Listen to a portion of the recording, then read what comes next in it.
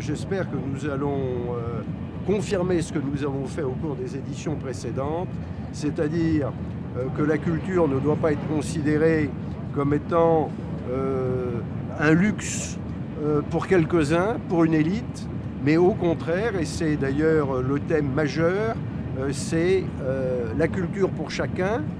Le titre de cette année se termine par un point d'interrogation.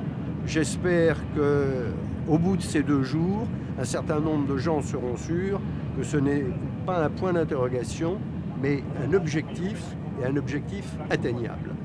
La culture pour chacun et pour tous, sur le plan du slogan ou de l'objectif, on ne peut être que d'accord. Ensuite, c'est un problème, j'allais dire, de mise en œuvre. Parce qu'il ne suffit pas de le dire.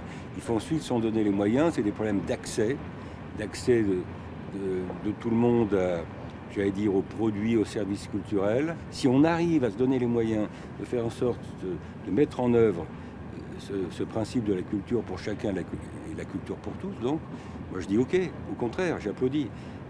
Mais c'est un problème de mise en œuvre dans un contexte où les moyens budgétaires dans le domaine de la culture, comme dans les autres, sont réduits par la crise, dans un contexte où il y a quand même beaucoup de gens pour lesquels la culture est encore un luxe, c'est la priorité, c'est le pouvoir d'achat, c'est l'accès à un emploi, etc. Et moi, je crois qu'il y a un certain nombre de combats pacifiques bien évidemment, mais combats d'idées qui doivent être menés pour expliquer justement que le monde de demain est un monde multipolaire, que la mondialisation, ce n'est pas des hommes et des femmes qui sont tous pareils et se ressemblent, ce sont des hommes et des femmes qui se fréquentent. C'est l'idée d'Avignon, c'est-à-dire qu'ils viennent de pays différents. Il y a en Avignon cette année 40 nationalités différentes, il y a 30 métiers différents, ou secteurs d'activité différents, et que ces hommes et ces femmes se côtoient,